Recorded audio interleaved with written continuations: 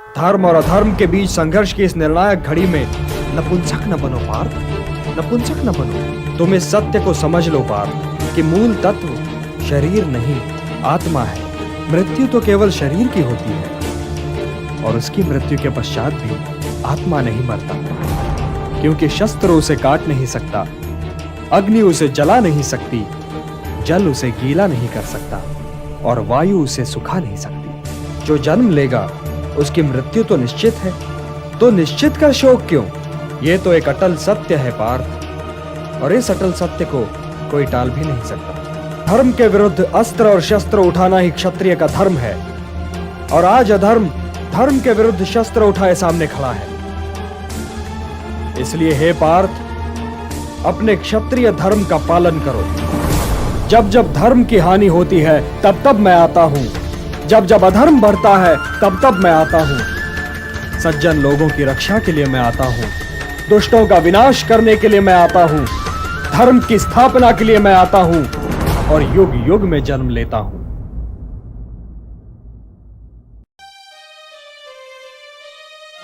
क्या देख रहे हो पार्थ? पिता तुल्यजनों, पितामहों, आचार्यों, भाइयों, मित्रों और पुत्रों को देख रहा हूं केशव। इन्हें देखना क्या है पार्थ? तुम इन्हें पहली बार तो नहीं देख रहे हो? हां, पहली बार तो नहीं देख रहा हूं। और तुम ये भी जानते थे कि ये सारे सगे संबंधी इस रणभूमि में किसी न किसी और खड़े अवश्य दिखाई देंगे। तो क्या जानने और देखने में कोई अंतर नहीं केशव? हे माधव, आप मेरा रथ दोनों सेनाओं के बीच ले चलिए कि मेरा परिदृश्य ठीक रहे। मैं दोनों सेनाओं को बराबर की दूरी से देखना चाहता हूं केशव। मुझे ले चलिए वहां। ले चलता हूं पार्थ, ले चलता हूं। परंतु हे कुंती पुत्र, यह बात तुमने शंख बजने से पहले क्यों नहीं कही? क्योंकि शंख बजने के उपरांत अब युद्ध के विषय में कोई संदेह नहीं रह गया केशव, कोई संदेह नहीं रह गया।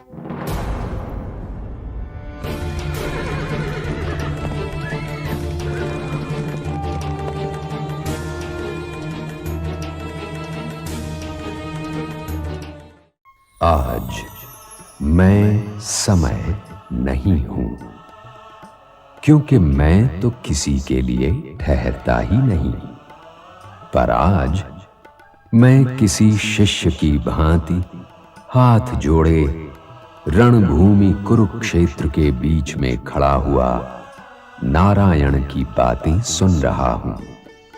नारायण मेरे और कुंती पुत्र अर्जुन के बीच में है।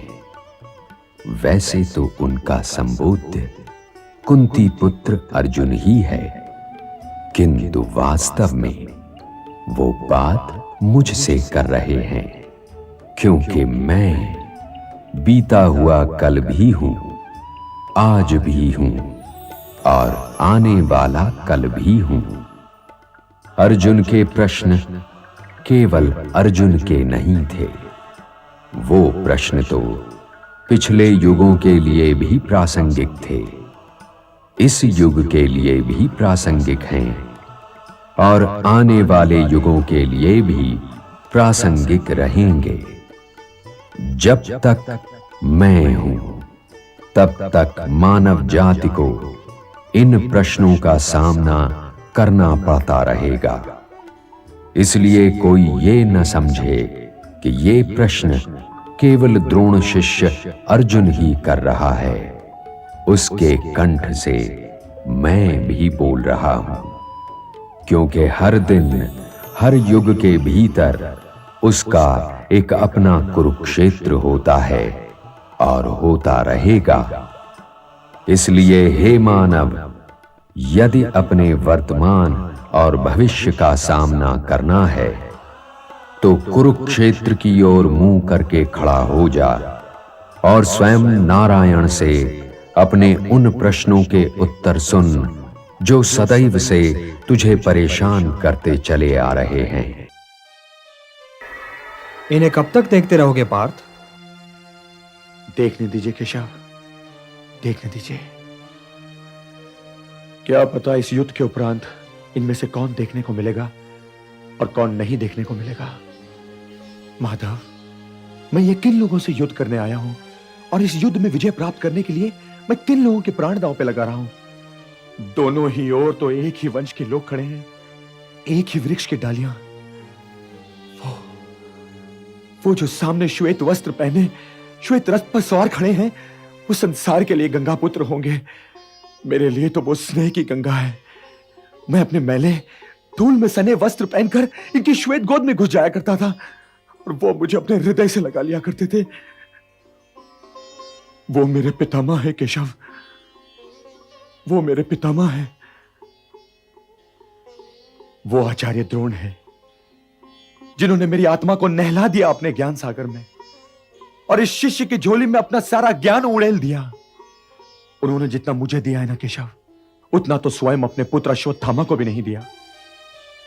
मैं इनसे युद्ध करने आया हूं, मैं इनके प्राण लेने का प्रयत्न करूंगा। ये सोचने से ही मेरा अंग अंग शिथिल हुआ जा रहा है, मेरा मुंह सूखा जा रहा है। धनुष और बाण पकड़ने वाले यह हाथ सुन हुए जा रहे हैं। मेरे शरीर में वो कपकपी है केशव, जो मैंने कभी शिशिर ऋतु में भी अनुभव नहीं की थी। मेरा गांडीव मेरे हाथ से गिरा जा रहा है केशव। मैं इन पर वाण क्या चलाऊंगा केशव, जिनके सत्कार के लिए स्वयं मेरे रोंगटे तक खड़े हो गए हो। मैं इस रणभूमि कुरुक्षेत्र को अपने ही वंश की श्मशान भूमि नहीं बना सकता केशव, अपने ही वंश की श्मशान भूमि नहीं बना सकता। आप कुछ कहते क्यों नहीं केशव? अभी तो मैं सुन रहा हूं ना पार्थ, पहले तुम कह लो। कहने को क्या है केशव, कहने को क्या है? मैं अपने कुल के शवों पर अपना राजभवन नहीं खड़ा कर सकता। मैं उस राजसुख का क्या करूंगा जिससे भरतवंश के लहू की महक आ रही होगी। जिन गुरुजनों के चरणों पे सिर रखा, उन्हीं का सर काट फेंकूं? जिससे इस धनुष पर वाण लगाना सीखा, उसी पर वाण चलाऊं केशव? मुझे इन मूल्यों पर विजय नहीं चाहिए केशव, मुझे इन मूल्यों पर विजय नहीं चाहिए। पृथ्वी का राज्य तो फिर भी पृथ्वी का राज्य है, मुझे इन दामोद त्रिलोक का राज भी नहीं चाहिए। दुर्योधन भी है तो मेरा ही भाई ना। माना कि उसने हमारे साथ कपट किया है, उसने पंचाली का अपमान करके सारे भरतवंश का अपमान किया है, किंतु है तो वो ज्येष्ठ पिताश्री का ज्येष्ठ पुत्र है ना। ये तो बड़े खेद की बात है कि भूमि के एक टुकड़े के लिए हम लोग कुलनाशक बनने को तैयार हो गए। हे शांति देव, यदि सब कुछ खोकर भी मुझे शांति मिले और मैं कुल के नाश के पाप से बच जाऊं, तो यह शांति बहुत सस्ती है केशव, यह शांति बहुत सस्ती है। कुतस्त्वा कश्मलमिदं विषमे समुपस्थितम् अनार्यजुष्टम अस्वर्ग्यम अकीर्तिकरम अर्जुन। केशव, मेरा नाम लेकर मुझे पुकारने से पहले यह बताओ पार्थ कि इस समय जब विनाश के बादल चारों ओर से उमड़ आए हैं और धर्म, रक्षा और विजय की आस लिए तुम्हारी ओर देख रहा है, इस संकट की घड़ी में तुमने कायरता के इन हीन भावों को अपने हृदय में आने कैसे दिया? श्रेष्ठ पुरुष तो यूं विषाद में डूबा नहीं करते। धर्म और अधर्म के बीच संघर्ष की इस निर्णायक घड़ी में नपुंसक न बनो पार्थ, नपुंसक न बनो। हे परंतप, हे शत्रु संहारक, हे धनंजय, तुम्हारे ये भाव अनार्य हैं। ये तुम्हें स्वर्ग से गिरा देंगे और कीर्ति से भी, और तुम स्वयं ही अपने तिरस्कार का कारण बनकर रह जाओगे। इसलिए हे पार्थ, हृदय की इस दुर्बलता को त्यागो और युद्ध के लिए खड़े हो जाओ। खड़ा कैसे हो जाऊं मधुसूदन, खड़ा कैसे हो जाऊं? पितामह का वध करने के लिए खड़ा कैसे हो जाऊं? कुरुश्रेष्ठ पर प्रहार करने के लिए खड़ा कैसे हो जाऊं?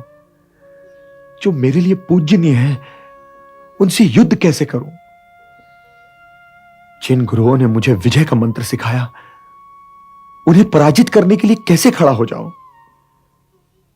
इन महापुरुषों पर हाथ उठाने से तो कहीं अच्छा है कि मैं यह हाथ भिक्षा के लिए फैलाऊं। भिक्षा में मिली हुई रोटी इन महापुरुषों के रक्त से सनी भी नहीं होगी। हे ऋषिकेश, मैं तो यह भी समझ नहीं पा रहा हूं कि इस युद्ध में विजय श्रेष्ठ है या पराजय। धृतराष्ट्र पुत्र शत्रुओं की भांति मेरे सामने खड़े हैं। मैं जानता हूं कि उनका वध किए बिना जीना संभव नहीं है, किंतु हे केशव, उनका वध करने के उपरांत भी जीना सहज नहीं होगा। क्या वो मेरे भाई नहीं है केशव? बोलिए केशव। अवश्य हैं। बस केवल इतना ही कहना है आपको? तुमने केवल यही तो पूछा था पार्थ। किंतु यह युद्ध संबंधों और नातों की स्थापना या पहचान के लिए नहीं है कुंती पुत्र। अपने कर्तव्य को पहचानो और तब निर्णय लो, क्योंकि निर्णय तो तुम ही को लेना पड़ेगा। यदि तुम ये चाहते हो कि निर्णय मैं लूं और तुम इस युद्ध के उत्तरदायित्व से बच जाओ, तो यह नहीं होगा पार्थ, कदापि नहीं होगा। क्योंकि यह युद्ध भी तुम्हारा है और इस युद्ध का परिणाम भी तुम्हारा ही होगा। मुझे कर्तव्य का मार्ग ठीक से दिखाई नहीं दे रहा केशव, इसलिए हे वासुदेव, आप मेरी आत्मा के भी सारथी बन जाइए। मैं जानता हूं कि मैं धर्म और अधर्म के बीच में खड़ा हूं, किंतु यह निर्णय नहीं ले पा रहा हूं कि धर्म किस ओर है और अधर्म किस ओर। मेरा मार्गदर्शन कीजिए केशव। इंद्रियों को सुखा देने वाले शोक से बचने का मार्ग दिखलाइए मुझे। अपनी इस मानसिक अवस्था में तो मैं युद्ध नहीं कर सकता गोविंद। गोविंद, मैं युद्ध नहीं कर सकता। न योद्ध से गोविंदम, न योद्ध से गोविंदम, न योद्ध से गोविंदम। अशोचानन्वशोचस्त्वं प्रज्ञावादांश्च भाषसे गतासून अगतासूंश्च नानुशोचन्ति पंडिताः। हां पार्थ, जो चले गए वे तो चले गए, और ज्ञानी तो न जाने वालों का शोक करते हैं और न ही उनका जो नहीं गए। वे तो न विगत के लिए शोक करें और न ही अगत के लिए। तुम्हारी शैली तो ज्ञानियों की ही है, किंतु बात तुम मूर्खों जैसी कर रहे हो। शोक करने से पहले यह तो देखो कि तुम जिनके लिए शोक कर रहे हो वे तो शोक के योग्य ही नहीं है। तो क्या पितामह या गुरुश्रेष्ठ आचार्य शोक के योग्य नहीं है केशव? यदि वे शोक के योग्य होते तो मैं ये कहता ही क्यों पार्थ। तुम इस सत्य को समझ लो पार्थ कि मूल तत्व शरीर नहीं आत्मा है, और मृत्यु उसकी यात्रा का अंत भी नहीं है, क्योंकि उसकी यात्रा तो अनंत है। मृत्यु तो केवल एक पड़ाव है पार्थ, केवल एक पड़ाव। सांस का अंत पवन का अंत नहीं है। यूं समझो पार्थ कि प्राणी तो पहले बालक होता है, फिर वो बालक युवा हो जाता है, फिर वो युवा वृद्ध और फिर मृत्यु। किंतु ये यात्रा तो शरीर की है। आत्मा तो इससे भी आगे जाता है। वो एक शरीर को त्याग कर कोई और शरीर धारण कर लेता है। इसलिए जो यात्रा मृत्यु पर समाप्त हो जाए वो तो केवल शरीर की यात्रा है पार्थ, केवल शरीर की यात्रा है। न जायते म्रियते वा कदाचित् नायं भूत्वा भविता वा न भूयः अजो नित्यः शाश्वतोऽयं पुराणो न हन्यते हन्यमाने शरीरे।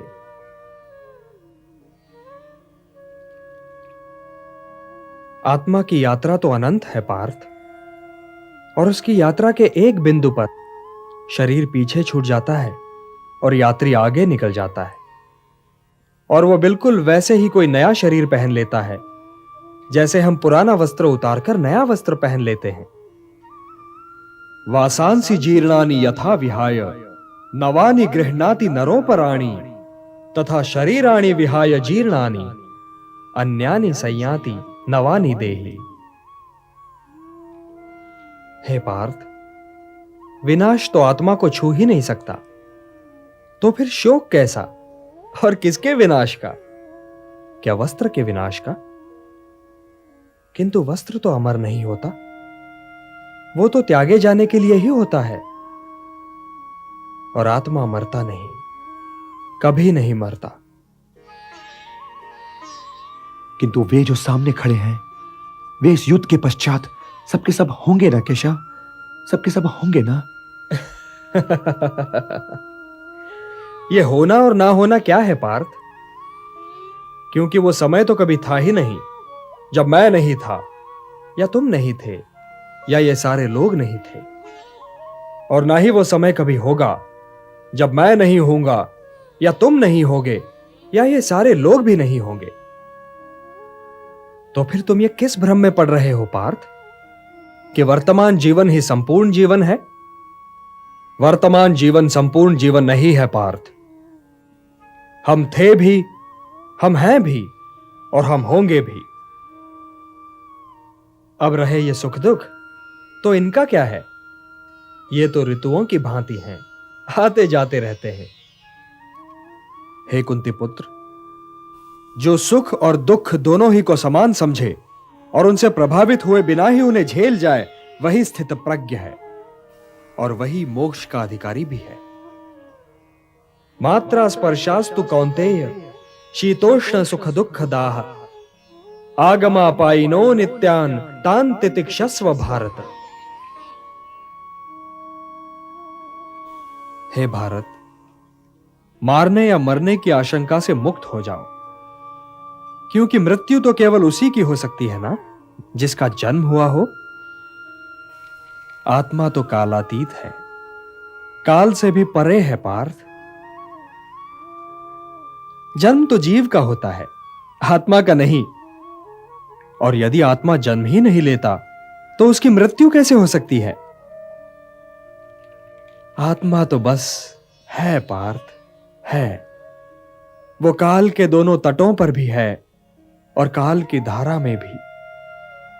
वो अजन्मा है, नित्य है, सनातन है, अविकारी है, अविनाशी है। इसलिए मारने या मरने के प्रश्न को लेकर चिंतित होना व्यर्थ है पार्थ, व्यर्थ है। मृत्यु तो केवल शरीर की होती है, और उसकी मृत्यु के पश्चात भी आत्मा नहीं मरता, क्योंकि शस्त्र उसे काट नहीं सकता, अग्नि उसे जला नहीं सकती, जल उसे गीला नहीं कर सकता, और वायु उसे सुखा नहीं सकती। नैनम छिंदन्ति शस्त्राणि नैनम दहति पावकः न चैनम क्लेदयन्त्यापो न शोषयति मारुतः। अब किस चिंता में हो पार्थ? हे जनार्दन, क्या मैं केवल एक आत्मा को पितामह कहता हूं? मैं अपने धूल में सने वस्त्र पहनकर एक आत्मा की गोद में घुस जाया करता था। वो जो श्वेत वस्त्र वाले वृद्ध योद्धा सामने अपने रथ पे खड़े हैं, क्या केवल वो एक आत्मा है? क्या उनके उस शरीर ने, जिसे आप आत्मा का वस्त्र कह रहे हैं, अनेक बार मेरे शीश पर आशीर्वाद देने के लिए हाथ नहीं धरा था? क्या वो वृद्ध ब्राह्मण श्रेष्ठ केवल एक आत्मा है जिन्होंने मुझे धनुर्विद्या सिखाई है? केशव, मैं आत्मा के नित्य होने, पुरातन होने, अविनाशी होने को नहीं नाकारता, पर जिन शरीरों की मैं बात कर रहा हूं, वो शरीर भी तो मेरे कुछ लगते हैं ना। आत्मा तो जन्म नहीं लेता केशव, आत्मा तो जन्म नहीं लेता, किंतु लोग तो जन्म लेते हैं केशव, लोग तो जन्म लेते हैं। हां, लोग जन्म तो अवश्य लेते हैं पार्थ, किंतु इस तर्क को तनिक आगे बढ़ाओ महाबाहो, तनिक आगे बढ़ाओ। जो जन्म लेगा उसकी मृत्यु तो निश्चित है, तो निश्चित का शोक क्यों? जन्म लेने वाले को एक न एक दिन तो मरना ही है, और यह मृत्यु भी अंत नहीं है, क्योंकि मरने वाला फिर जन्म भी लेगा। यह तो एक अटल सत्य है पार्थ, और इस अटल सत्य को कोई टाल भी नहीं सकता। न तुम, न मैं, न कोई और। गंगा पुत्र भीष्म के पास तो इच्छा मृत्यु का वरदान है, किंतु मृत्यु तो फिर भी अटल है ना पार्थ। तो जन्म, मृत्यु और फिर जन्म की श्रृंखला में शोक का स्थान कहां है पार्थ? कहां है शोक का स्थान? जिन लोगों को तुम सामने खड़ा देख रहे हो ना पार्थ, वो इस जन्म से पहले भी थे, पर क्या थे ये तुम नहीं जानते। वो इस जन्म के उपरांत भी होंगे, पर क्या होंगे ये भी तुम नहीं जानते।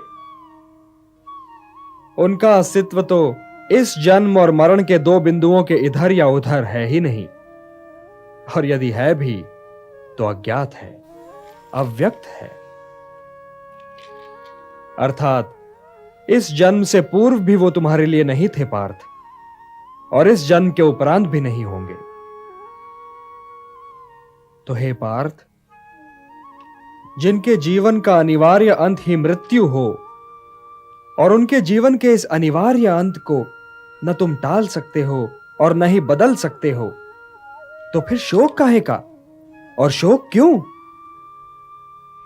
ये पितामह, ये गुरुजन, ये सगे संबंधी, इनमें से किसी को भी तुम उनके इस जन्म से पूर्व भी नहीं जानते थे पार्थ, और न ही इस जन्म के उपरांत जानोगे।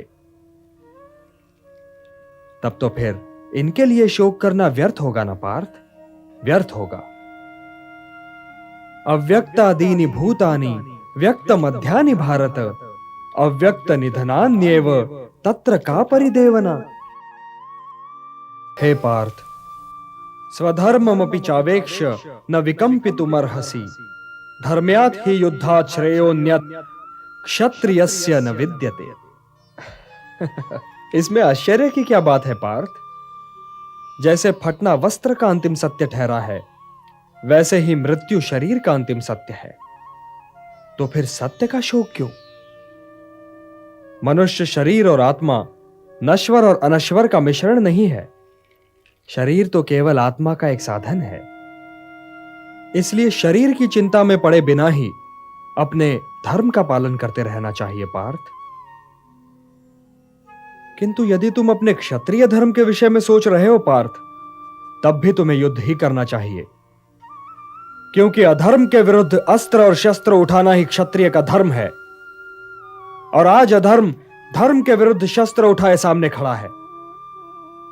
इसलिए हे पार्थ, अपने क्षत्रिय धर्म का पालन करो। हे केशव, आपसे यही पूछने तो मैं आपको यहां लाया हूं कि मेरा कर्तव्य क्या है, कि मेरा धर्म क्या है केशव। और स्वयं तुम क्या हो पार्थ? स्वयं तुम कौन हो? मैं द्रोण शिष्य अर्जुन हूं। क्या इसके अतिरिक्त और कुछ नहीं हो? मैं कुंती पुत्र अर्जुन हूं। और मैं क्षत्रिय हूं केशव। यदि तुम क्षत्रिय न रहे होते पार्थ, तो द्रोण शिष्य भी न होते। और हे कौन्तेय, कुंती पुत्र होने के नाते भी तो तुम क्षत्रिय ही हो। तो तुम्हारी तीनों ही पहचाने क्षत्रिय पहचाने हैं। इसलिए क्षत्रिय धर्म ही तुम्हारा धर्म है। उस धर्म का पालन करो। अधर्म के विरुद्ध अस्त्र उठाना ही क्षत्रिय धर्म है। अन्याय और अनीति के विरुद्ध अस्त्र उठाना ही क्षत्रिय धर्म है। और यदि इस निर्णायक घड़ी में तुमने सत्य के पक्ष में और असत्य के विरोध में अस्त्र नहीं उठाए पार्थ, तो तुम्हारे धर्म के साथ साथ तुम्हारी उज्जवल कीर्ति भी नष्ट हो जाएगी। और यदि ऐसा हुआ पार्थ, तो केवल तुम्हारे विरोधी ही नहीं, बल्कि संपूर्ण समाज तुम्हें कलंकित कापुरुष कहेगा, और आने वाली पीढ़ियां तुम्हें कायर और पापी मानेंगी। इसलिए हे महाबाहो, विजय और पराजय, जीवन और मृत्यु, सुख और दुख के प्रश्नों में ना उलझो और युद्ध करो। यदि इस युद्ध में तुम्हारी विजय हुई, तो पृथ्वी का राज्य और यश भोगोगे। और यदि वीर गति को प्राप्त हुए, तब भी यश के साथ साथ स्वर्ग पाओगे। इसलिए हे कौन्तेय, उठो, सुख दुख, लाभ हानि, जय पराजय सबको समान समझो और युद्ध करो, कि यही तुम्हारा क्षत्रिय कर्तव्य भी है और मानव धर्म भी। हतो वा प्राप्स्यसि स्वर्गम जित्वा वा भोक्ष्यसे महीम, तस्मात् उत्तिष्ठ कौन्तेय युद्धाय कृत निश्चयः।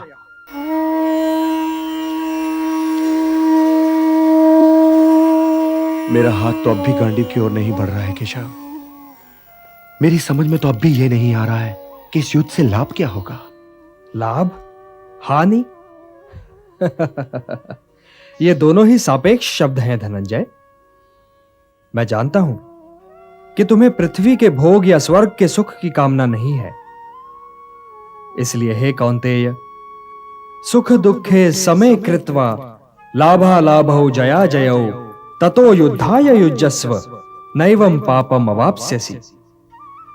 सुख दुख लाभ हानि जय पराजय से ऊपर उठो पार्थ। मुझसे तो अब भी नहीं उठा जा रहा है केशव।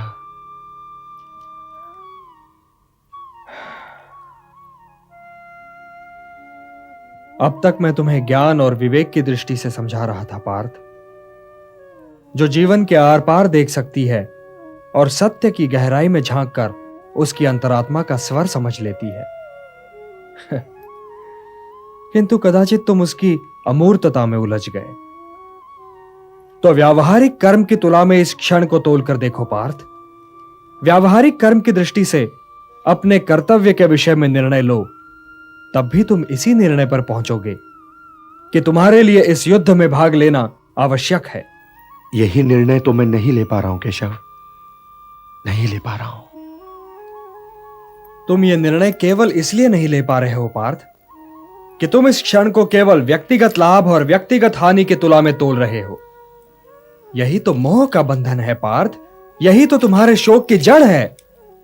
और इसीलिए तुम्हारा ये कायर, पलाय और कलंक में डुबोने वाला शोक न तुम्हारे हित में है और न ही समाज के हित में। यह शोक न वर्तमान के लिए शुभ है और न ही भविष्य के लिए। लाभ और हानि की इस कामना में न भटको पार्थ, न भटको। केवल कर्म करो, कर्म। कर्म तो अपने आप ही में पुण्य है, पवित्र है और समाज के लिए कल्याणकारी भी है। कर्म तो स्वयं ही अपना फल भी है पार्थ। परंतु यदि तुम समाज कल्याण के कार्य में स्वयं अपना हित मिला लोगे तो तुम्हारा वो कर्म अशुद्ध और अशुभ हो जाएगा। इसलिए हे पार्थ, निष्काम कर्म के मार्ग पर चलो, क्योंकि कर्म फल तो तुम्हारे वश में है ही नहीं। इसलिए केवल कर्म करो और कर्म फल की इच्छा न करो। कर्मण्येवाधिकारस्ते मा फलेषु कदाचन मा कर्म फल हेतुर्भूः माते संगोस्त्वा कर्मणि। किंतु निष्काम कर्म कैसे संभव है वासुदेव? फल का ज्ञान ही तो कर्म करवाता है, और यदि दृष्टि फल से ही हट जाए तो कोई कर्म करेगा ही क्यों? कोई कर्म इसलिए करेगा पार्थ कि कर्म के बिना तो जीवन संभव ही नहीं। कुछ तो करोगे ही, या भोजन करोगे या नहीं करोगे, या भूखे को भोजन करवाओगे या नहीं करवाओगे, या युद्ध करोगे या नहीं करोगे। तुम्हारे पास तो केवल यही विकल्प है कि तुम क्या करो या क्या ना करो। परंतु परिणाम तुम्हारे वश में नहीं है पार्थ। कर्म फल तुम्हारे वश में नहीं है। तुम्हारे अधिकार की सीमा इस विकल्प पर समाप्त हो जाती है कि तुम युद्ध करोगे या नहीं करोगे। किंतु युद्ध का परिणाम तुम्हारे हाथ में नहीं है। यदि तुम विजय चाहो भी तो यह आवश्यक नहीं कि विजय तुम्हारी ही हो जाए, तुम्हारी पराजय भी हो सकती है। किंतु यदि तुम विजय से मोहित नहीं होगे तो पराजय से भी नहीं घबराओगे। यदि तुम ये सोचो पार्थ कि चाहे विजय हो चाहे पराजय, किंतु तुम तो केवल इसलिए युद्ध कर रहे हो कि युद्ध करना तुम्हारा कर्तव्य है, तो विजय के सुख या पराजय के दुख का प्रश्न ही नहीं उठता। और जो न विजय से सुखी हो और न पराजय से दुखी, वही स्थित प्रज्ञ है। इसलिए हे पार्थ, कर्म के प्रतिफल की चेष्टा न करो। तुम तो केवल वही करो जो तुम्हारे वश में है, अर्थात अपने धर्म का पालन करो। यही कर्मयोग है पार्थ, यही कर्मयोग है। इस रहस्य को समझो पार्थ कि तुम्हारे पास तो केवल करने या ना करने का विकल्प है, किंतु कर्म के अंत पर मनुष्य के अधिकारों की सीमा समाप्त हो जाती है। कर्म का परिणाम मनुष्य के वश में नहीं है। तुम सर्वश्रेष्ठ धनुर्धर हो, परंतु यदि तुम्हारा आखेट तनिक भी इधर से उधर हो जाए तो तुम चूक जाओगे। तुम्हारा अधिकार तुम्हारे वाण संधान पर है, तुम्हारा अधिकार तुम्हारी दृष्टि पर है, परंतु उस मृग पर तुम्हारा कोई अधिकार नहीं जिसकी ओर तुम वाण चला रहे हो। हे धनंजय, सत्पुरुष कभी अपने अधिकारों की सीमा का उल्लंघन नहीं करते। अर्थात अपने कर्म में स्थिर रहो पार्थ, स्थिर रहो, क्योंकि कर्म की कुशलता का ही नाम योग है। और योग क्या है केशव? योग क्या है? वही तो बता रहा था पार्थ। योग कर्म का कौशल है, मोह का त्याग कर्म का कौशल है, मोह से मुक्त होकर अपने कर्तव्य का पालन करना कर्म का कौशल है, सफलता और असफलता दोनों ही में समान रहना कर्म का कौशल है। बुद्धि युक्तो जहातीह उभे सुकृत दुष्कृते तस्मात् योगाय युज्यस्व योगः कर्मसु कौशलम। किंतु मैं मुनि या स्थित प्रज्ञ को पहचानूंगा कैसे? उसकी पहचान क्या है? वो उठता बैठता कैसे है? उसकी बोलने की शैली कैसी है केशव?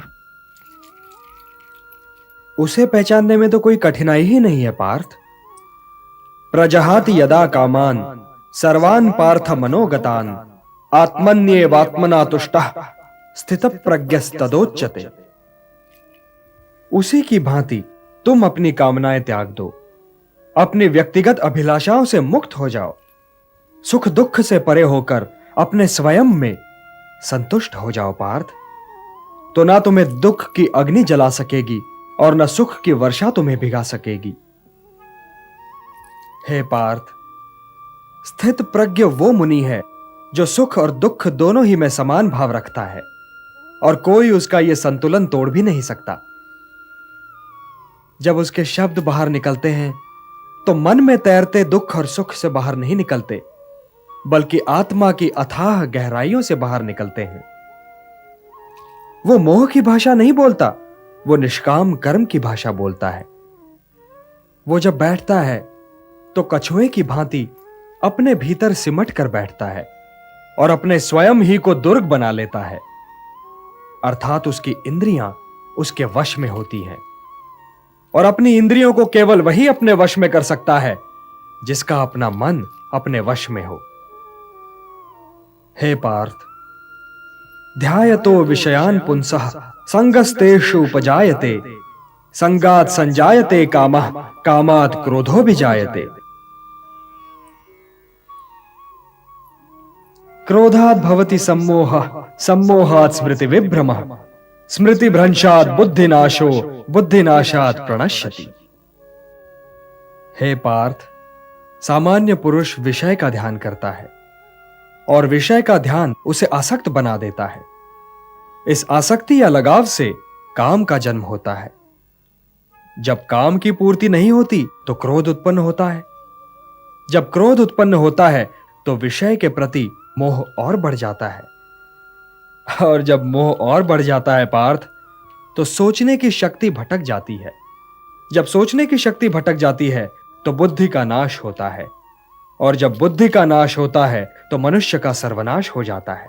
और हे कुंती पुत्र, तुम्हारा यह मोह तुम्हें बुद्धि के विनाश की ओर ले जा रहा है।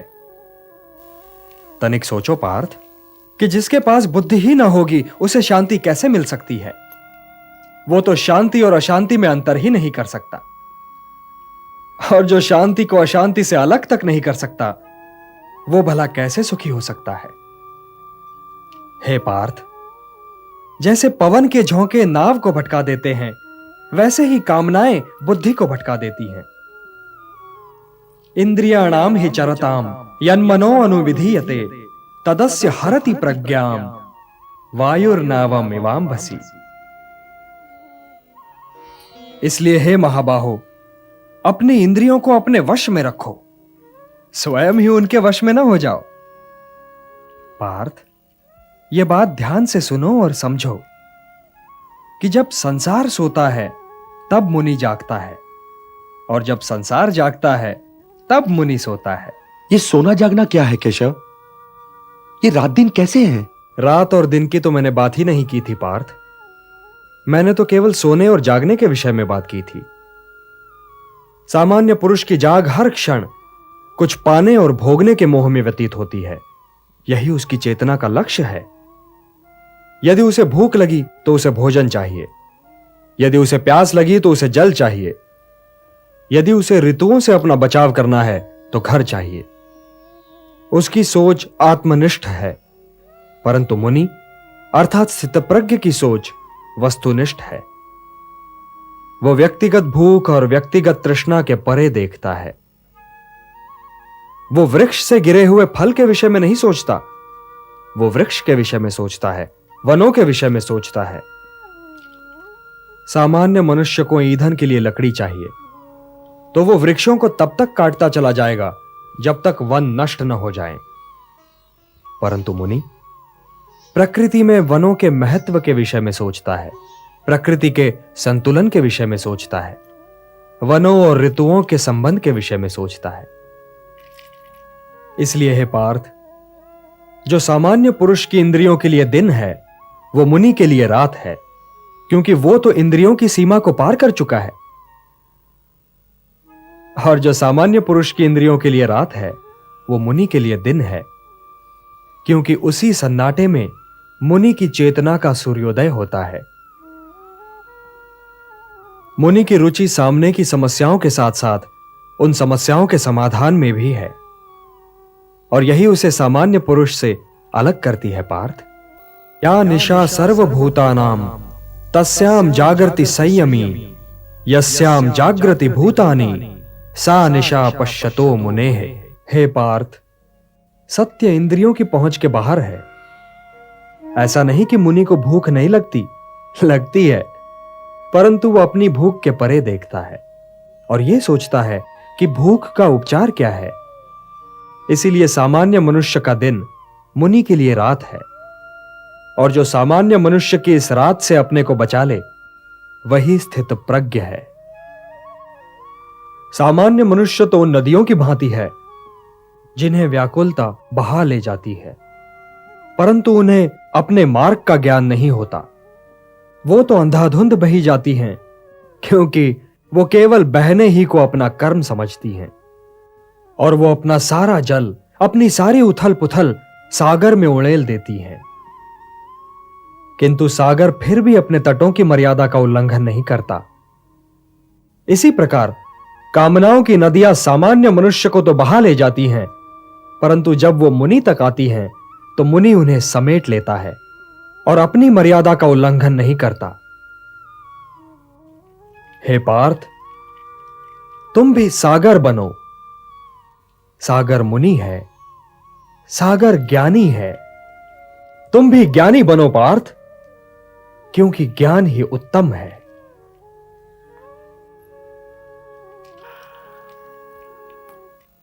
हे ऋषिकेश, हे योगेश्वर, हे ज्ञान मूर्ति, यदि ज्ञान कर्म से उत्तम है तो आप मुझे इस लोहू लोहान कर्म में क्यों लगा रहे हैं केशव? आप मुझे इस लोहू लोहान कर्म में क्यों लगा रहे हैं?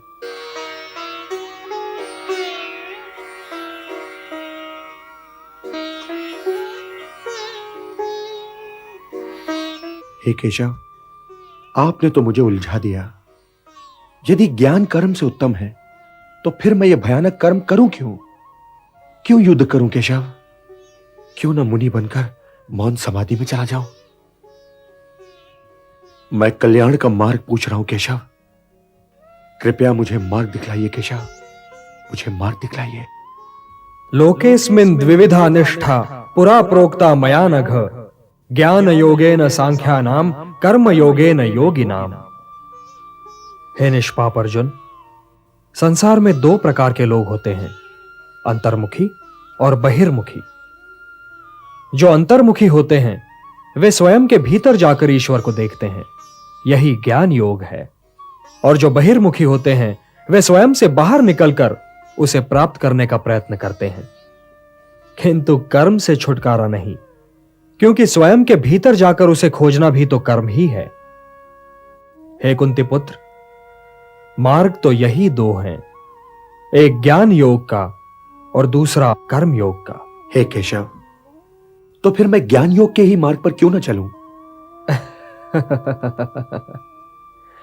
किंतु हे पार्थ, ज्ञान योग भी कर्म के त्यागने का मार्ग नहीं है, सिद्धि का मार्ग नहीं है, क्योंकि कर्म के बिना तो जीवन संभव ही नहीं। आंखें हैं तो वे अवश्य देखेंगी, पलकें हैं तो वे अवश्य झपकेंगी, कान हैं तो वे अवश्य सुनेंगे। जो कर्मेंद्रियों के आड़े आए, जो उन्हें बलपूर्वक रोककर उनका दमन करके विषयों का चिंतन करे, वो योगी नहीं, वो ज्ञानी नहीं, वो तो मिथ्याचारी है। सिद्ध पुरुष इंद्रियों को अपने वश में करता है, उनका दमन नहीं करता पार्थ। वो आंखें बंद करके नहीं जीता। कर्म बिना तो शरीर की यात्रा संभव ही नहीं। व्यक्ति सांस तो लेगा ही ना पार्थ। यदि वातावरण में कोई सुगंध या दुर्गंध है तो वो उसका अनुभव करने के लिए भी विवश है। यदि उसके आसपास कोई नाद है, कोई ध्वनि है, कोई कोलाहल है, तो उसे सुनने के लिए उसके कर्ण उसके आदेश की प्रतीक्षा तो नहीं करेंगे ना। इसलिए जो अपने इंद्रियों को नियंत्रित रखे, जो उन पर अपनी चेतना का अंकुश लगाकर उन्हें कर्मोन्मुख करे, उन्हें कर्म की दिशा दिखाए, वही श्रेष्ठ है। वो अपने विकल्पों को समझता है पार्थ, और अपनी संकल्प शक्ति का प्रयोग करता है। और हे पार्थ, अपने नियत कर्म करना कुछ न करने से अच्छा है। अब यह भी ठीक है पार्थ कि आंखें देखती हैं, किंतु वे क्या देखें और क्या न देखें, इसका निर्णय तो ज्ञानी स्वयं ही लेता है। वो आंखों को देखने की, कर्णों को सुनने की और पांवों को चलने की खुली छूट नहीं देता। विकल्प के इसी मोड़ पर ज्ञानी और अज्ञानी के अंतर का भेद खुलता है पार्थ। इसलिए कर्म तो आवश्यक है, क्योंकि उसके बिना तो शरीर का निर्वाह संभव ही नहीं। किंतु हे पार्थ, ज्ञानी पुरुष की भांति कर्म करो, ज्ञानी पुरुष की भांति। नियतम कुरु कर्मत्वम कर्म ज्यायो यह कर्मणः शरीर यात्रा पिचते न प्रसिद्धेत अकर्मणः। यज्ञार्थात् कर्मणोन्यत्र लोकोयम कर्म बंधनः तदर्थम कर्म कौन्तेय मुक्त संगः समाचर। हे कौन्तेय, कर्म ऐसे करो जैसे यज्ञ किया जाता है, क्योंकि कर्म ही यज्ञ है और इसका स्रोत स्वयं अविनाशी ब्रह्मा है। इसलिए कर्म का मार्ग सीधा ब्रह्मा तक जाता है। और इसीलिए जो व्यक्ति सृष्टि चक्र चलाने में योगदान नहीं करता, उसका जीवन मूल्यहीन हो जाता है। तुम इस मूल्यहीनता की ओर न जाओ पार्थ, तुम इस मूल्यहीनता की ओर न जाओ। जो व्यक्ति केवल अपनी समस्याओं के विषय में सोचता है, वो तो पापी है। इसलिए तुम इस मोह जाल से निकलकर अपने कर्तव्यों को पहचानो पार्थ, और उनका पालन करो। हे पार्थ, कर्म फल की इच्छा ही मार्ग में बाधा है। कर्म फल की इच्छा ही तो व्यक्ति के गले में बंधा हुआ वो पत्थर है जो उसे स्वयं की तहों से ऊपर उठने ही नहीं देता। यही तो व्यक्ति को समाज से काट देता है और उसे व्यक्तिगत लाभ और व्यक्तिगत हानि की दलदल में ढकेल देता है। समाज तुम में नहीं है पार्थ, तुम समाज में हो।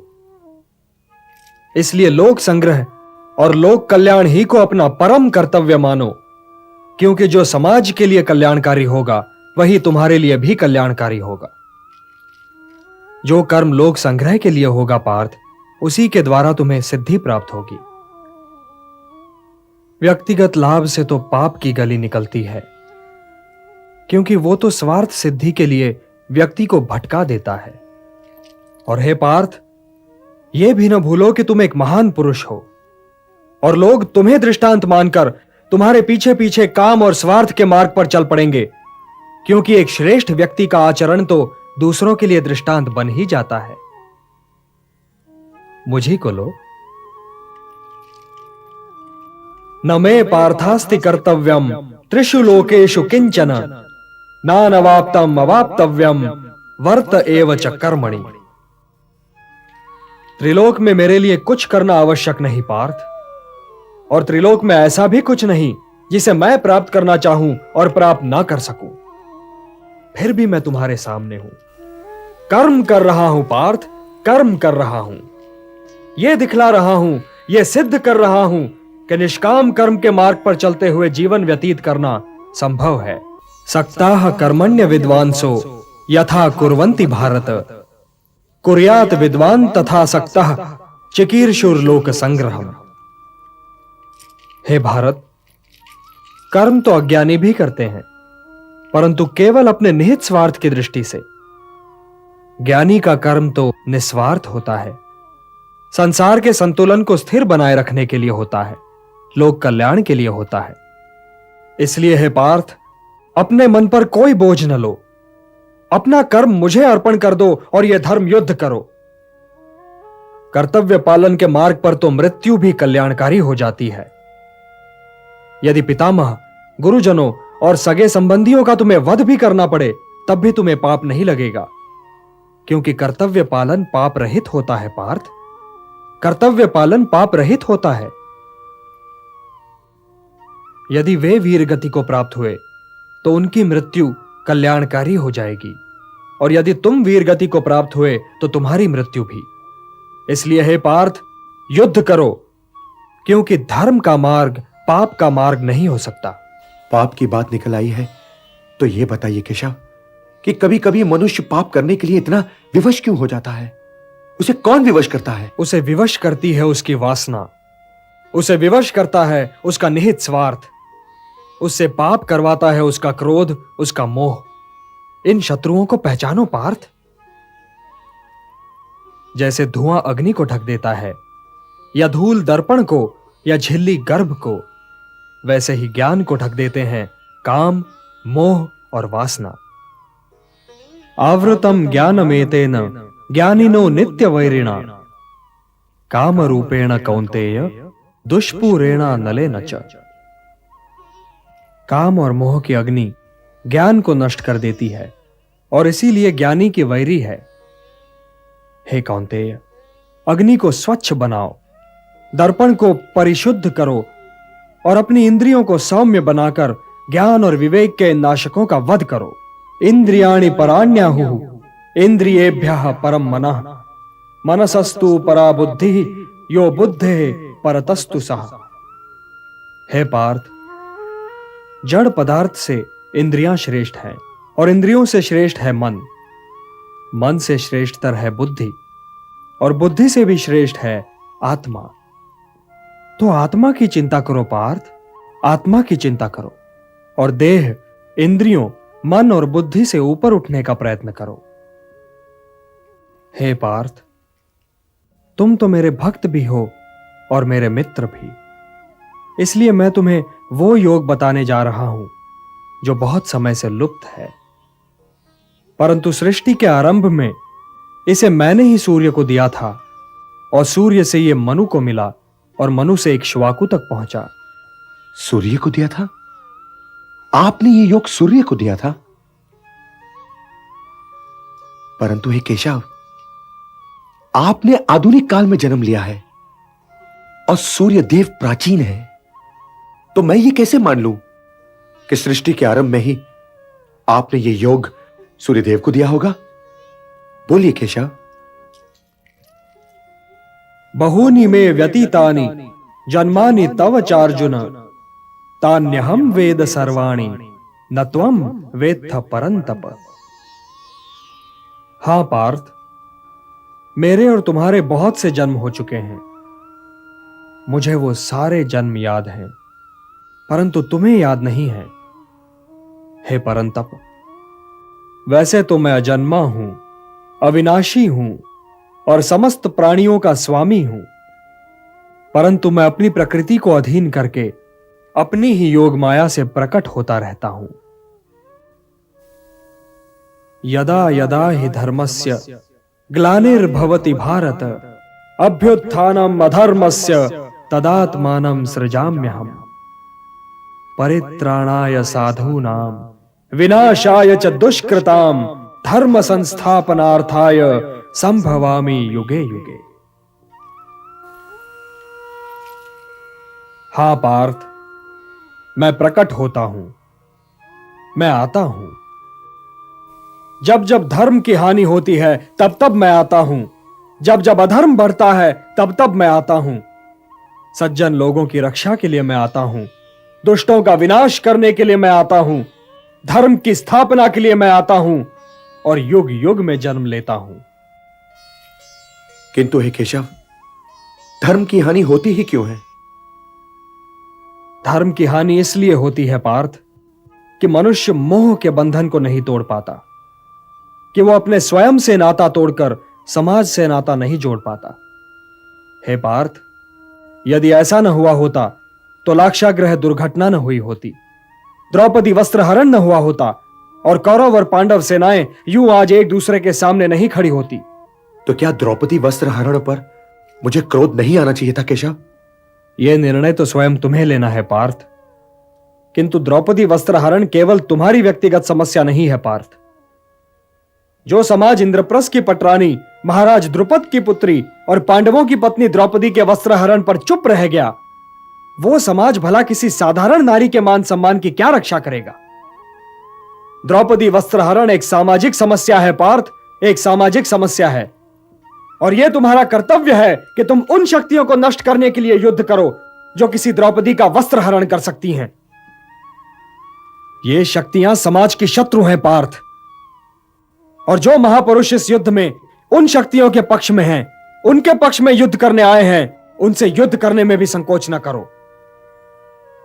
अपने व्यक्तिगत क्रोध और व्यक्तिगत मोह के बंधनों से मुक्त होकर लोक कल्याण के लिए युद्ध करो पार्थ, यही तुम्हारा परम कर्तव्य है। मुझे देखो पार्थ, इस समाज और उसके वर्णों को गुणों और कर्मों के आधार पर स्वयं मैंने रच तो दिया, परंतु इस समाज रचना का फल मैंने कभी नहीं चाहा। इसीलिए कर्ता होते हुए भी मैं अकर्ता हूं, और जो इस रहस्य को समझे पार्थ, वो कभी अपने कर्मों में लिप्त नहीं होगा। न माम कर्माणि लिम्पन्ति न मे कर्म फले स्पृहा इति माम यो भी जानाति कर्म भी न सबध्यते। मुझे कर्म फल की इच्छा नहीं है, जब ही तो कर्म मुझे दूषित नहीं कर पाते। तुम भी निष्काम कर्म करो पार्थ, और अपने कर्म पर अपने निहित स्वार्थ की छाया न पड़ने दो।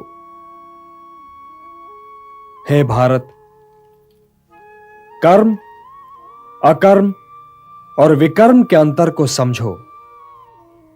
और कर्म, अकर्म और विकर्म में क्या अंतर है केशव? कर्म तो कर्म है ही, किंतु जो कर्म कर्म फल की आशा से मुक्त होकर किया जाए वो अकर्म है, और जो कर्म व्यक्ति और समाज के हित में न हो वो विकर्म है, निषिद्ध है। कर्म अकर्म से श्रेष्ठ है, कर्ता अकर्ता से श्रेष्ठ है। और हे पार्थ, जो अकर्ता है, जो कर्म फल की इच्छा से मुक्त है, वही ज्ञानी है, वही बुद्धिमान है और वही कर्मयोगी है। उसके लिए उसका कर्म ही कर्म फल भी है, और इसीलिए वो एक कर्म के पालन के उपरांत कर्म फल की प्रतीक्षा में नहीं ठहरता, बल्कि दूसरे कर्म की ओर बढ़ जाता है। उसके ज्ञान की अग्नि मोह, क्रोध, द्वेष, आकांक्षा, लाभ, हानि, सुख और दुख के मैल को जलाकर उसके कर्म को शुद्ध कर देती है, और उसका कर्म अकर्म बन जाता है, और वो कर्ता से अकर्ता। और ये अकर्ता, ये ज्ञानी जीवन के आवश्यक साधन जुटाने के अतिरिक्त अपने लिए और कुछ नहीं करता। उसके शेष कर्म समाज कल्याण के लिए होते हैं।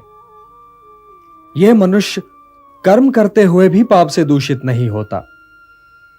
उसका जीवन तो स्वयं ही समाज के लिए कल्याणकारी हो जाता है। हे निष्पाप अर्जुन, ऐसे ही व्यक्ति का जीवन यज्ञ है। तुम भी अपने जीवन को यज्ञ बना लो, और उसके हवन कुंड में अपने कर्म फल की इच्छा, मोह और क्रोध को आहुतियों की भांति जला डालो। और यज्ञ क्या है केशव? अलग अलग लोग यज्ञ की परिभाषा भी अलग अलग करते हैं पार्थ। कुछ लोगों के लिए यज्ञ ब्रह्म का स्वरूप है, उनके लिए सब कुछ ब्रह्म है। कुछ लोग देवताओं को प्रसन्न करने के लिए यज्ञ करते हैं, तो उनके लिए पूजा ही यज्ञ है। कुछ साधक आत्मा को परमात्मा से मिलाने की साधना को यज्ञ कहते हैं। इन्हीं यज्ञों की भांति इनमें दी जाने वाली आहुतियां भी अलग अलग प्रकार की हैं। कोई धन की आहुति देता है तो कोई कर्म की, किंतु वास्तव में यज्ञ 4 प्रकार के हैं। पहला द्रव्य यज्ञ है। इसमें अर्जित द्रव्य और धन को समाज कल्याण के कार्यों में लगाया जाता है, अर्थात ये लोक सेवा यज्ञ है। दूसरा तपो यज्ञ है। जब कोई अपने कर्म को अपनी तपस्या बना लेता है तो उसका जीवन तपो यज्ञ बन जाता है। हे पार्थ, अपने धर्म का पालन भी यज्ञ है, किंतु यह धर्म सांप्रदायिक नहीं, सनातन है। यह व्यक्ति और समाज दोनों ही के लिए कल्याणकारी है। तीसरा यज्ञ योग यज्ञ है। इसमें अष्टांग योग की साधना की जाती है और इसमें लोग ध्यान और समाधि का मार्ग अवलंब करते हैं। प्राणों का प्राणों में हवन किया जाता है। चौथा यज्ञ है ज्ञान यज्ञ। यूं तो पार्थ चारों ही यज्ञ महत्वपूर्ण हैं, परंतु श्रेष्ठतम है ज्ञान यज्ञ, क्योंकि ज्ञान ही तो अच्छे और बुरे में अंतर करता है और अपनी अग्नि में तपाकर कर्म को शुद्ध करता है और शुभ बनाता है। ज्ञान ही तो कर्म के उत्कर्ष का चरम बिंदु है और ज्ञान ही तो तुम्हें मोह बंधनों से मुक्त कराएगा पार्थ। हे पार्थ, पाप के सागर को केवल ज्ञान की नौका ही पार कर सकती है। अपि चेदसि पापेभ्यः सर्वेभ्यः पापकृत्तमः सर्वं ज्ञान प्लवेनैव वृजिनम संतरिष्यसि। तो तुम भी ज्ञान की नौका में बैठकर पाप के सागर को पार कर जाओ। ये समझ लो पार्थ कि जैसे अग्नि सब कुछ जलाकर भस्म कर देती है, वैसे ही ज्ञान की अग्नि कर्म फल की इच्छा, फल की प्राप्ति न होने पर आने वाले क्रोध और उस क्रोध के सहारे आगे बढ़ने वाले मोह को जलाकर भस्म कर देती है। हे पार्थ, इस मंत्र को सदैव याद रखो कि संसार में ज्ञान के समान पवित्र करने वाली न ही कोई वस्तु है और ना ही कोई तत्व। ज्ञान ही सर्वोत्तम है। अज्ञश्च अश्रद्धानश्च संशयात्मा विनश्यति नायम लोकोस्ति न परः न सुखम संशयात्मनः। जो अज्ञानी हैं, जिनमें श्रद्धा भाव नहीं है, जो बात बात पर शंका करते हैं, संशय युक्त हैं, वे तो नष्ट हो ही जाते हैं और उन्हें ना इस लोक में सुख मिलता है और ना ही परलोक में। इसलिए हे भारत, संशय को त्यागो और तुम्हारे भीतर जो मुनि बैठा है उसे जगाओ। ज्ञान योगी बनो पार्थ, ज्ञान योगी बनो और समझ लो कि ज्ञान की चरम सीमा ही कर्म संन्यास है। आप कर्म संन्यास और कर्म योग दोनों ही की प्रशंसा कैसे कर सकते हैं केशव? ये दोनों एक दूसरे को काटते नहीं बंधु, और कल्याणकारी तो ये दोनों ही हैं, किंतु इन दोनों में श्रेष्ठ है कर्म योग। वो क्यों और वो कैसे? जो द्वेष और आकांक्षा से ऊपर उठकर कर्म करता है वो तो नित्य सन्यासी है ही, और वो द्वंद्वों से रहित होकर सांसारिक बंधनों से मुक्त हो जाता है। इसलिए जो कर्म सन्यास को कर्म योग से अलग समझता है वो तो मूर्ख है ही। ज्ञानी ऐसा कभी नहीं समझते। कर्म त्याग तो वास्तव में निहित स्वार्थ के त्याग का नाम है पार्थ। इसलिए कर्म योग के बिना कर्म सन्यास की प्राप्ति हो ही नहीं सकती। कर्मयोगी को तत्वों का ज्ञान होता है और उसका देखना न देखना, सुनना न सुनना, चखना न चखना, जागना न जागना, लेना न लेना, छोड़ना न छोड़ना और उसका हर कर्म लोक कल्याण के लिए होता है। और इसीलिए वो पाप से बिल्कुल वैसे ही अलग रहता है जैसे कमल जल में रहकर भी जल से अलग रहता है। ब्रह्मण्याधाय कर्माणि संगम त्यक्त्वा करोति यः लिप्यते न स पापेन पद्म पत्रम इवाम्भसा। हे धनंजय, कर्मयोगी कर्म फल को त्याग कर परम शक्ति को प्राप्त होता है और 9 द्वारों वाले शरीर रूपी घर में सुखी रहता है। मनुष्य के भ्रमित होने का कारण यह है पार्थ कि उसका अज्ञान उसके ज्ञान को ढक देता है, और जब आत्मज्ञान अज्ञान को नष्ट कर देता है तो ज्ञान उस परम तत्व को सूर्य की भांति प्रकाशित कर देता है, और ज्ञानी इस नश्वर जीवन ही में परम सत्य को प्राप्त कर लेते हैं। उन्हें जन्म पर जन्म नहीं लेना पड़ता, वो इसी नश्वर जीवन में मोक्ष को प्राप्त कर लेते हैं। तो हे पार्थ, यह नश्वर जीवन बहुत ही महत्वपूर्ण है, क्योंकि इसके उपरांत तुम्हारा आत्मा तो अवश्य होगा, किंतु तुम नहीं होगे। तो इस नश्वर जीवन काल को अर्थपूर्ण और समाज के लिए कल्याणकारी बनाओ पार्थ। ज्ञान प्रकाश है, तो इस प्रकाश को प्राप्त करो, और यदि तुमने ऐसा कर लिया तो इन भ्रमों में भटकने से बच जाओगे जिनमें आज भटक रहे हो, और यदि भटकने से बच जाओगे पार्थ तो तुम्हें शांति मिलेगी।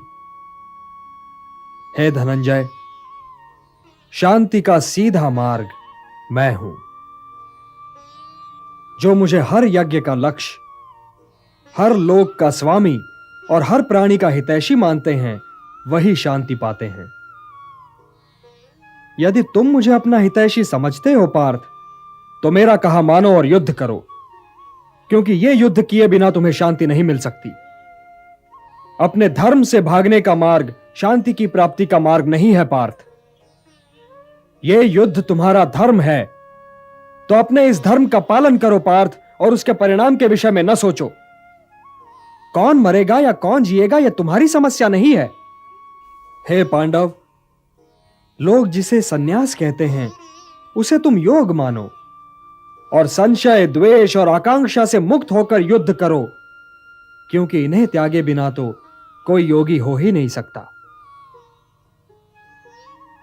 उद्धरेत आत्मना आत्मानम न आत्मानम अवसादयेत, आत्मैव ह्यात्मनो बंधुः आत्मैव रिपुरात्मनः। मनुष्य का यह कर्तव्य है कि वो अपना पतन न होने दे और स्वयं ही अपना उद्धार करे। मनुष्य स्वयं ही अपना मित्र भी है और अपना शत्रु भी। जिसने अपने अहम, अपने मन और अपनी इंद्रियों को अपने वश में कर लिया हो, वो स्वयं ही अपना मित्र है, और जो इनके वश में हो गया पार्थ, वो स्वयं ही अपना शत्रु है। जो शीतकाल और ग्रीष्मकाल, सुख और दुख, मान और अपमान में शांत रहे और संतुलन रखे, वो जितेंद्रिय पुरुष सदैव परमात्मा में लीन रहता है। किंतु हे पार्थ, बहुत खाने वाले या बिल्कुल ही न खाने वाले, या अधिक सोने वाले या बिल्कुल ही न सोने वाले को यह योग सिद्ध नहीं होता। जीवन संतुलन का नाम है पार्थ, और संतुलित ढंग से जीने वाले मनुष्य का योग उसके दुखों को हर लेता है। जैसे वायु रहित स्थान पर दीपक की ज्योति निश्चल रहती है, वैसे ही मोह रहित योगी भी निश्चल रहता है। चंचल मन को मनमानी न करने दो पार्थ, उसे रोको और उसे अपने आत्मा का अधीन बनाओ। तुम्हारी उलझनों का यही उपचार है। मेरी ओर देखो पार्थ, मेरी ओर देखो। जिसे हर दिशा और हर वस्तु में केवल मैं ही दिखाई दूं, वो तो कभी भटक ही नहीं सकता। जो मुझे नहीं भूलता पार्थ, मैं भी उसे नहीं भूलता। वो तो सांसारिक जीवन व्यतीत करते हुए भी संसार से अलग और मेरे भीतर रहता है। हे अर्जुन, जो योगी सबके सुख दुख को अपना सुख दुख माने, वही परम श्रेष्ठ है। आत्मा उपम्येन सर्वत्र समम पश्यति योर्जुन, सुखम वा यदि वा दुखम स योगी परमो मतः। किंतु योग मार्ग पे चलते चलते मन भटक तो सकता है। भटक क्यों नहीं सकता? अवश्य भटक सकता है। केशव, तो फिर ब्रह्म की प्राप्ति के मार्ग में इस भटकन का परिणाम क्या होता है? भटक जाने वाला बादल की भांति छिन्न भिन्न होकर कहीं नष्ट तो नहीं हो जाता केशव? वो चाहे लोक हो चाहे परलोक, कल्याणकारी शुभ कार्य करने वालों की दुर्गति तो हो ही नहीं सकती। हे कुंती पुत्र, मुझ में मन लगाओ मुझ पर निर्भर होकर योग करो, तुम्हें मेरा संशय रहित पूर्ण ज्ञान मिल जाएगा। हे धनंजय, सबसे बड़ा सत्य तो मैं ही हूं। मैं ही वो धागा हूं जिसमें ये सारी प्रकृति मणियों की भांति पिरोई हुई है। हे कौन्तेय, जल में रस मैं हूं, सूर्य और चंद्रमा में प्रकाश मैं हूं, वेदों में ओमकार मैं हूं, आकाश में शब्द भी मैं ही हूं। मैं ही पृथ्वी में पवित्र सुगंध हूं, मैं ही अग्नि में तेज हूं, प्राणियों में जीवन शक्ति मैं हूं, तपस्वियों का तप मैं हूं। हे पार्थ, प्रारंभिक बीज मैं हूं, बुद्धिमानों की बुद्धि मैं, तेजस्वियों का तेज मैं, बलवानों में काम रहित बल भी मैं ही हूं, और प्राणियों में धर्म के विरुद्ध न जाने वाला काम भी मैं ही हूं। मैं सब में हूं पार्थ, किंतु सबसे अलग भी हूं। मैं अविनाशी हूं, मैं निर्गुण हूं। हे पार्थ, मैं बीते हुए सारे कालों, इस बीतते हुए आधुनिक काल और आने वाले सारे कालों के सारे प्राणियों को जानता हूं, परंतु मुझे कोई नहीं जानता। मैं ही जगत का पिता भी हूं, माता भी और पोषक भी। मैं ही ऋग्वेद हूं और मैं ही सामवेद। मैं ही स्वामी हूं और मैं ही शरण। मैं ही सृजन हूं और मैं ही विलोपन। मैं ही सब का आधार हूं पार्थ। मैं ही सब कुछ हूं, सब कुछ। ग्रीष्म भी मैं और वर्षा भी मैं हूं। और हे पार्थ, मैं ही संसार का अविनाशी बीज भी हूं। मैं सबका अति प्रिय मित्र हूं, किंतु सबके लिए एक जैसा हूं। न कोई मुझे प्रिय है और न ही अप्रिय, परंतु जो मुझे श्रद्धा से पूजते हैं मित्र, वे मुझ में हैं और मैं उनमें। समोहम सर्वभूतेषु न मे द्वेषोस्ति न प्रियः, ये भजन्ति तुमाम भक्त्या मयि ते तेषु चाप्यहम्। हे कृष्ण, आप परम ब्रह्म हैं, परम शोधक हैं, आप शाश्वत हैं, दिव्य तत्वज्ञ हैं, आप ईश्वर हैं, आप अजन्मा हैं। हे गिरिधर, केवल आप ही को आपका ज्ञान है। तो हे योगेश्वर, हे ज्ञान मूर्ति, मैं आपको जानूं कैसे, आपको पहचानूं कैसे? कृपया विस्तार से मुझे बताइए, कृपया विस्तार से मुझे बताइए माधव। हे कुरुश्रेष्ठ, मेरे विस्तार का तो कोई अंत ही नहीं है। फिर भी सुनो, मैं प्राणियों के हृदय में स्थित आत्मा हूं। अहम आत्मा गुणाकेश सर्वभूताशय स्थितः, अहम आदिश्च मध्यञ्च भूतानाम अंत एव च। हे गुणाकेश, मैं ही आरंभ भी हूं, मध्य भी और अंतिम का अंतिम छोर भी। मैं आदित्यों में विष्णु हूं, मरुतों में मरीचि, ज्योतियों में सूर्य और नक्षत्रों में चंद्र हूं। वेदानाम सामवेदोस्मि, देवानाम अस्मि वासवः, इंद्रियाणाम मनश्चास्मि, भूतानाम अस्मि चेतना। मैं वेदों में सामवेद हूं, देवों में इंद्र हूं, इंद्रियों में मन हूं और प्राणियों में चेतना हूं। मैं रुद्रों में शंकर हूं, यक्ष और राक्षसों में कुबेर हूं, वसुओं में अग्नि हूं और पर्वतों में सुमेरु हूं। पुरोहितों में मैं बृहस्पति हूं, सेनापतियों में कार्तिकेय और जलाशयों में महासागर।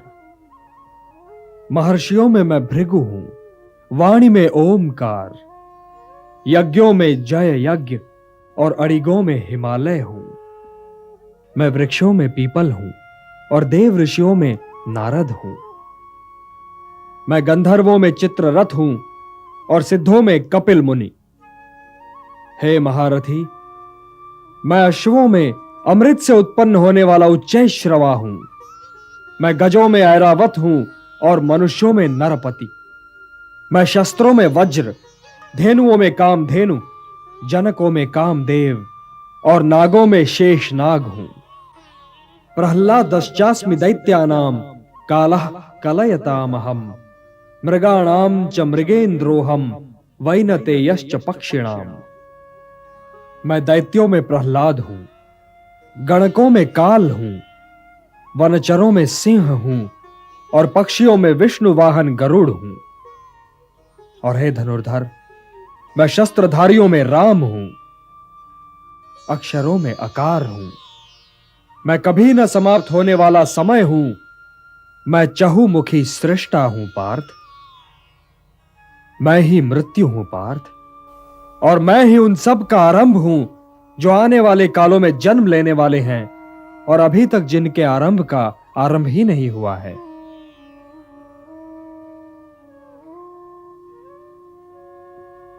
मृत्युः सर्वहरश्चाहम् उद्भवश्च भविष्यताम्। कीर्तिः श्रीर्वाक्च नारीणाम स्मृतिर्मेधा धृति क्षमा। मैं स्त्रियों में कीर्ति, श्रीवाक, स्मृति, मेधा, धृति और क्षमा हूं। मैं ऋतुओं में ऋतुराज हूं और तेजस्वियों का तेज हूं। मैं गुण हूं, मैं विजय हूं, मैं प्रयत्न हूं। मैं यादवों में वासुदेव हूं और पांडवों में अर्जुन। मैं मुनियों में व्यास हूं और कवियों में शुक्राचार्य। यच्चापि सर्वभूतानां बीजम तदहम अर्जुन। न तदस्ति विना यत्स्यात् मया भूतम चराचरम। मैं ही तो उत्पत्ति का बीज हूं पार्थ। वो चाहे चर हो चाहे अचर, मेरे बिन तो हो ही नहीं सकता। मैं प्राणों का प्राण और जीवन का जीव हूं।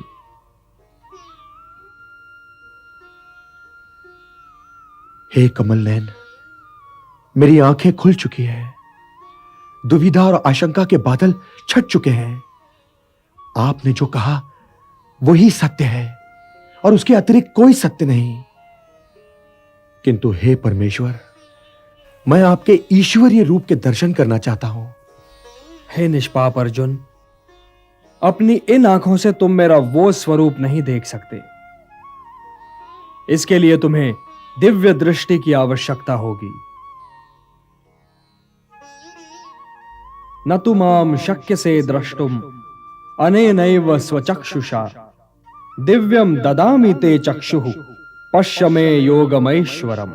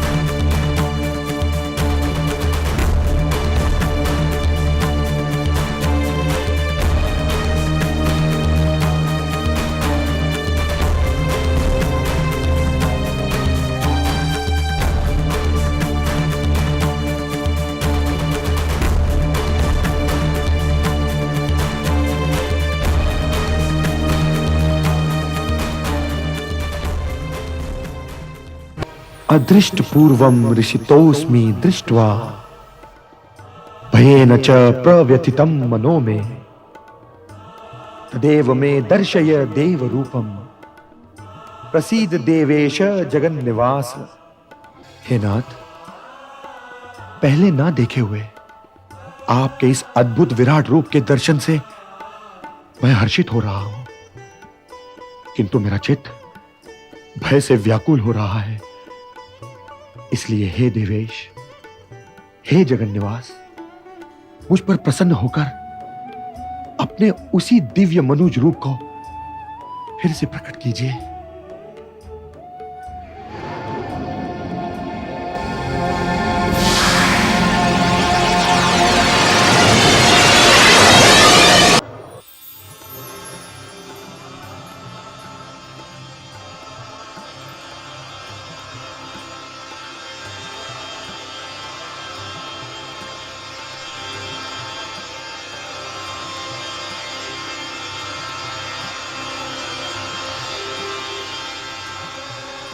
क्षमा प्रभु, क्षमा।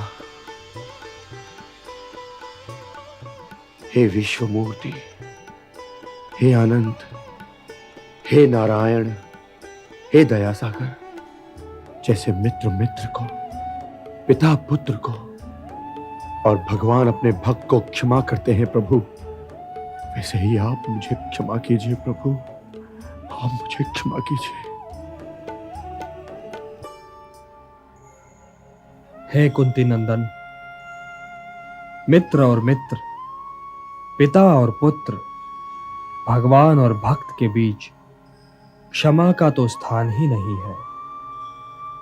इन संबंधों का आधार है स्नेह, श्रद्धा और भक्ति। मय्या वेश्य मनो ये माम नित्य युक्ता उपासते श्रद्धया परयोपेताः ते में युक्त तमा मताः। जो मेरा भक्त है, जो मुझी में ध्यान भी लगाता है और मन भी, जो सदैव मुझी में लीन रहता है और जो पूरी श्रद्धा के साथ मेरी उपासना करता है, वही उत्तम योगी है।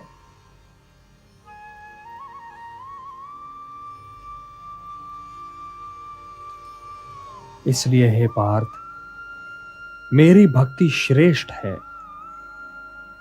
जो भक्त हैं वे ही संसार में नहीं उलझते, क्योंकि हे पार्थ, ऊर्ध्वमूलम अधशाखम अश्वत्थम प्राहुरव्ययम छंदांसि यस्य पर्णानि यस्तम वेद सवेदवित्।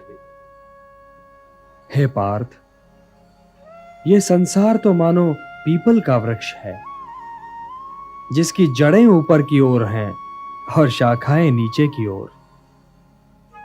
वेद इसी वृक्ष के पत्ते हैं। जो ये जानता है वो ये समझो पार्थ कि वेदों का अर्थ भी जानता है।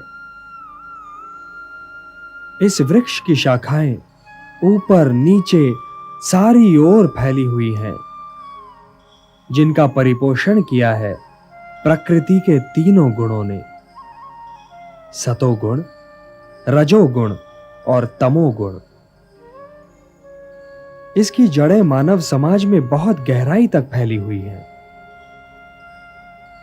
इस वृक्ष के वास्तविक रूप की अनुभूति इस संसार में संभव नहीं पार्थ, क्योंकि यह तो कोई देख ही नहीं सकता कि इस वृक्ष का आदि, अंत और आधार क्या और कहां है।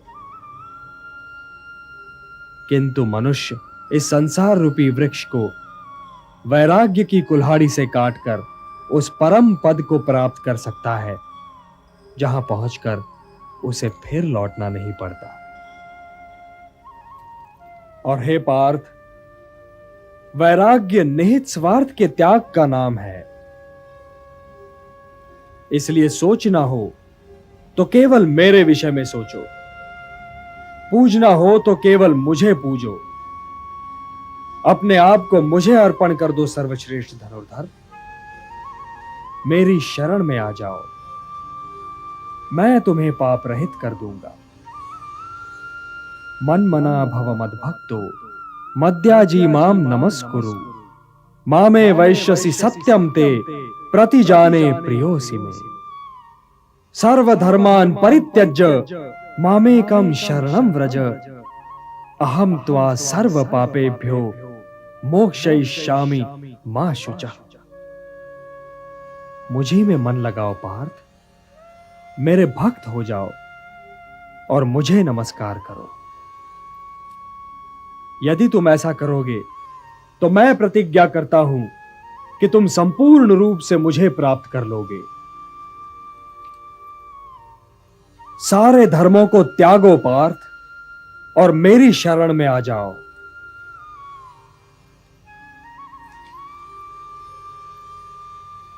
मैं तुम्हें सारे पापों से मुक्त कर दूंगा।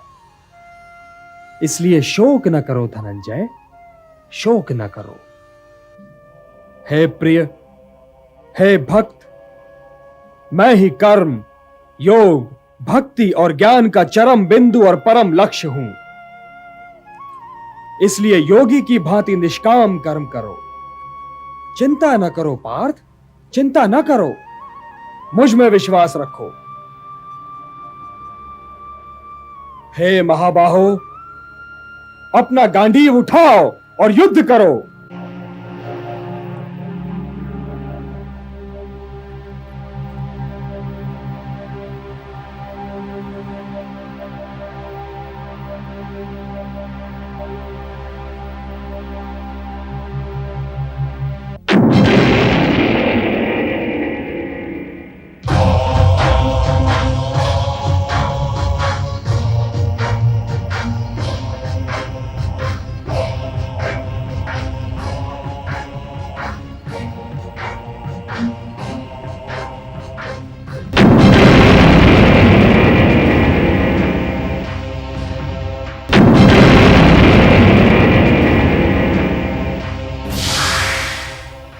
यदा यदा हि धर्मस्य ग्लानिर्भवति भारत अभ्युत्थानम् अधर्मस्य तदात्मानं सृजाम्यहम्। परित्राणाय साधूनां विनाशाय च दुष्कृतां धर्म संस्थापनार्थाय संभवामि युगे युगे। अर्जुन की यात्रा हमारी अपनी यात्रा का प्रतीक है। संशय, भय और कठिन विकल्पों की यात्रा। गीता का ज्ञान हमें कर्तव्य पालन, प्रयास और अपने अहंकार को उच्च सत्य के प्रति समर्पित करने का आह्वान करता है। आज हम इसके संदेश को अपनाएं, अपने संदेहों से ऊपर उठे, निस्वार्थ भाव से अपने कर्तव्यों का पालन करें और इस दुनिया में प्रकाश और सद्भाव फैलाएं। यही सनातन धर्म है, जीवन का परम उद्देश्य। ओम शांति शांति शांति। ओम शांति शांति शांति। ओम शांति शांति शांति।